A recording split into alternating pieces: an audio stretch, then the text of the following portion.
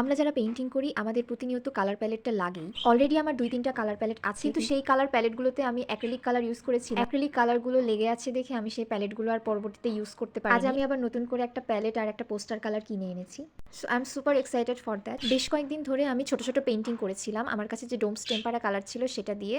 আর domes টেম্পারা কালারের পর আমি ভেবেছিলাম যে ডোমস পোস্টার কালার ইউজ করে দেখবো যে সেটা কেমন, কিন্তু আজকে আমি গিয়ে ডোমস পোস্টার কালারটা পাইনি, তাই আমি টিটি পোস্টার কালারটাই নিয়েছি। এটা আনবক্স করার পর সবথেকে বেশি ভালো লেগেছে এটার প্যাকেজিংটা। এর আগে যে পোস্টার কালারটাই আমি ইউজ করেছিলাম সেটা ছিল অ্যাক্রনের, আর সেই অ্যাক্রনের পোস্টার কালারটা অনেক ভালো ছিল।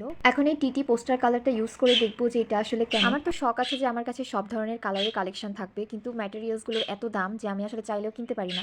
দেখা যায় যে একটা কালার কিনতে গেলে 1000 প্লাস লেগেই যায়। আজকে স্বল্প বাজেটের মধ্যে আমি এই পোস্টার কালার কিনেছি, আর এই অ্যাক্রিলিক কালারগুলো কিছুদিন আগে নেওয়া হয়েছিল, আর এগুলো মোটামুটি সবই আমার ইউজ করা হয়েছে, শুধু এই গোল্ডেন কালারটা আমার একবারও ইউজ করা হয়নি। তো ভাবলাম যে গোল্ডেন কালারটা দিয়ে কি আঁকা যায় সেটা নিয়ে একটা ভিডিও করব। কিছুদিন ধরে আমার ফোনে স্পেস ছিল না বিধায় আমি বড় ভিডিও দিতে পারিনি, কিন্তু এখন থেকে ছোট ছোট আর্টের ভিডিও দিব। আমি পেইন্টিং এর জন্য সবসময় আমার বেলকনিটাকেই সিলেক্ট করি, আর আমার যে কোনো বেলকনি অনেক পছন্দ। এটা আমার নানুর বেলকনি, আমি সেখানে গিয়ে দেখি যে এখানে আমার খুব পছন্দের একটা গাছ হয়ে গেছে। শুনেছি এই গাছটা নাকি নিজে নিজেই উঠেছে, আর এখানে অনেকগুলো আলুও ধরেছে। এটা সাধারণ আলু নয়, এই আলুটার নাম আমার ঠিক মনে নেই, হবে মেটে আলু বা মাছ আলু কিছু একটা নাম হবে, আমার ঠিক নামটা মনে নেই।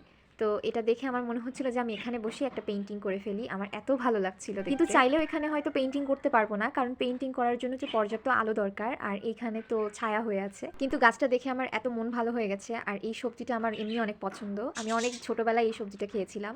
তো আমি ভেবেছি যে এখানে বসে পেইন্টিং করবো না, এটাই দেখবো আমি তাকিয়ে থাকি। অনেস্টলি সেইড আমার কাছে এই গাছটা এত ভালো লেগেছে যে আমি এই ভিডিওতে অ্যাড করে দিয়েছি। মূলত আমি আমার সমস্ত পেইন্টিং এর কাজ আমি আমার ব্যালকনিতেই করব, আর এখানে তো আমি এসেছিলাম জাস্ট একটু দেখতে। ভিডিওটা কেমন লাগলো অবশ্যই জানাবেন, আর সাবস্ক্রাইব করবেন।